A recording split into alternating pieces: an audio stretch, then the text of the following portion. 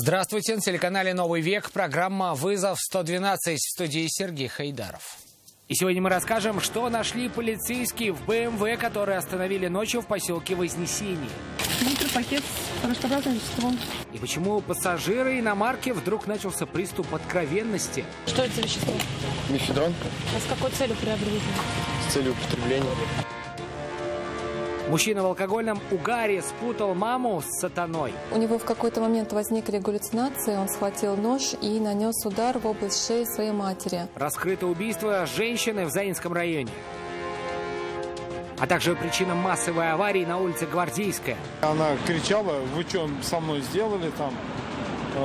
Вела вообще себя непонятно. Почему 58-летняя автоледи спешила покинуть место происшествия?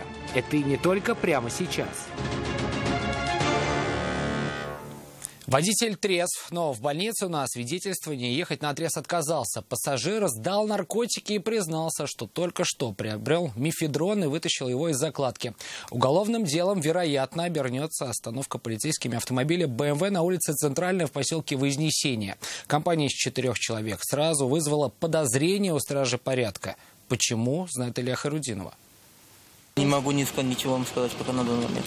Почему? Ну, потому что не в курсе. Водитель БМВ старательно делал вид, что ничего не понимает. По предварительным данным, иномарка долгое время стояла на улице 2-я Полевая. Затем водитель тронулся, проехал одну проселочную улицу и остановился по требованию сотрудников полиции. Состояние водителя показалось стражам порядка странным. Мужчине предложили пройти медицинское освидетельствование. А состояние у вас как сегодня? Состояние отличное. Сегодня ничего не употребляете? Нет. Ни алкоголь? Не алкоголь, это все проверено. Вот, пожалуйста, дул, все, что положено. А на наркотики тест? Наркотики. Еще это надо проехать, здесь его нельзя сдать. Да. Проехать согласитесь? Ну, нет. Почему? Ну, потому что мне надо домой ехать. Вы в этом поселке живете? Нет. А вы ждаете, что за отказ будет? Да, я в курсе. И вас это не пугает? Разберусь потом. О вождении автомобиля на ближайшие годы мужчине придется забыть и заплатить немалый штраф. Впрочем, водитель был не единственный, кто вызвал подозрения полицейских. Всего в салоне иномарки находились 4 человека. Один из пассажиров позже признался, что в машине есть наркотические вещества.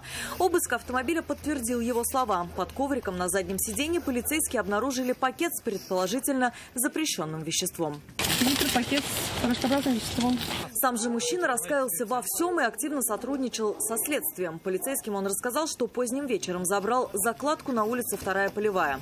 Она была спрятана в трубе. В первый раз наркотики употребил месяц назад. А с какой целью приобретения? С целью употребления. Что это за вещество? Мефедрон. 100 грамм. Грамм. Какое наказание ждет?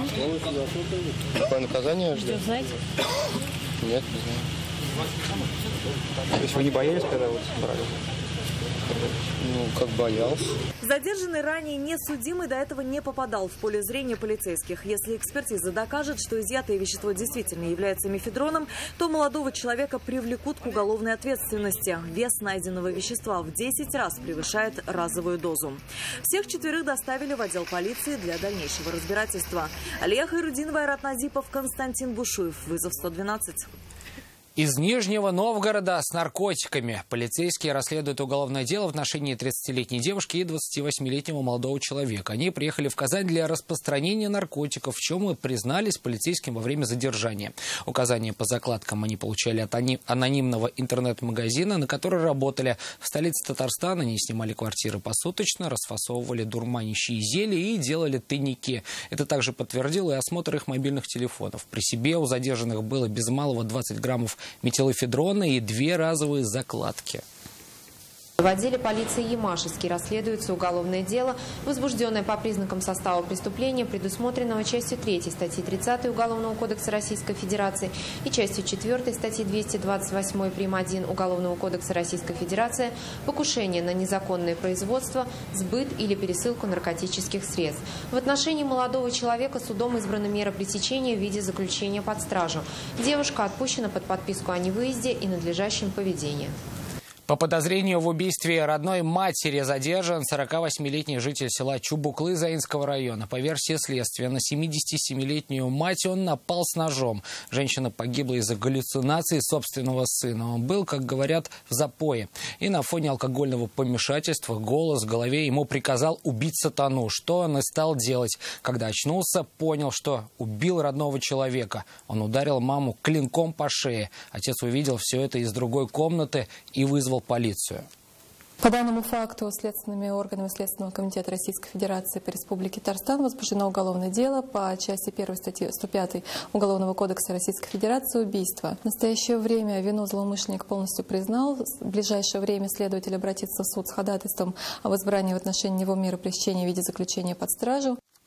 А в поселке Зяб в Автограде по подозрению в убийстве жены задержали 49-летнего мужчину. Они оба инвалиды. Он первой группы, она третьей. Мужчина несколько дней отмечал получку пенсии. Его супруга легла спать, но ночью упала с кровати. Подняться не смогла. Пьяный муж, увидев ее на полу, еще и пнул женщину в живот. Затем принес подушку, одеяло, укрыл и оставил в покое. Утром думал, что она все еще спит, но к тому времени тело было бездыханным. Как установила экспертиза, женщина погибла от травм внутренних органов и перелом ребер.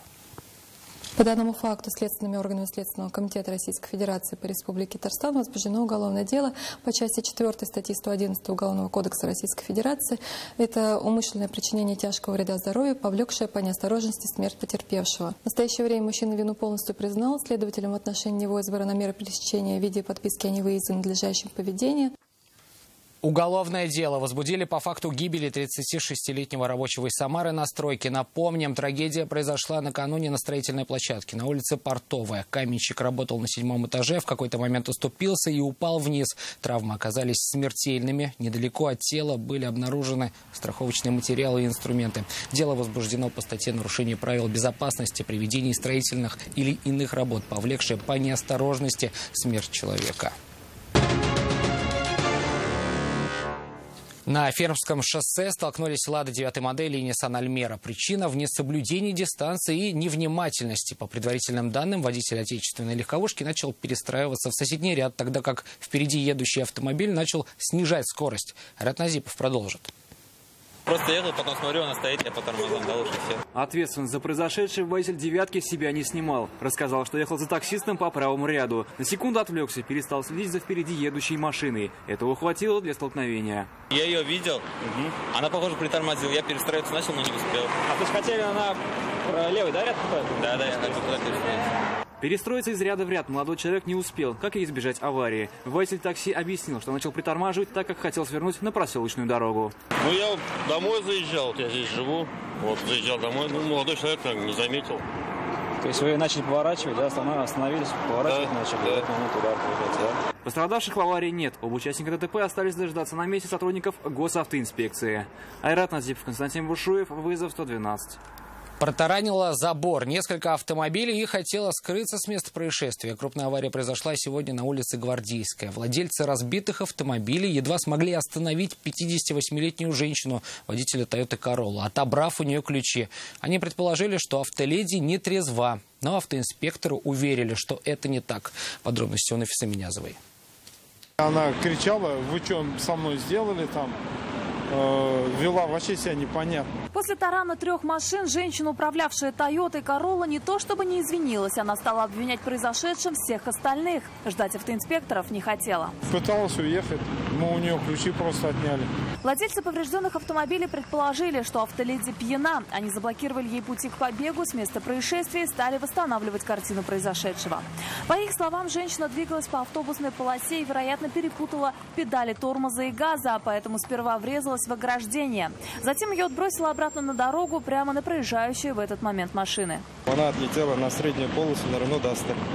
Renault Duster, соответственно, после этого столкновения на меня.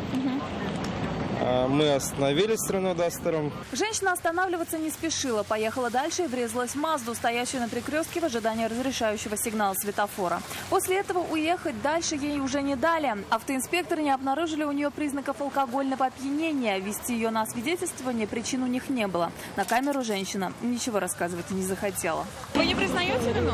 Нет, не признаю. Свою вину она чуть позже признала лишь частично, только в аварии с Маздой. Водители надеются, что доказать ее вину в остальных столкновениях помогут камеры видеонаблюдения и очевидцы. На разбор происшествий в ГИБДД их пригласили 5 апреля. Нафиса Минязова, Рамзиль Гарипов, вызов 112. Это все, о чем мы успели вам рассказать. В студии был Сергей Хайдаров. До встречи. И не бросайте вызов судьбе. Вдруг она его примет.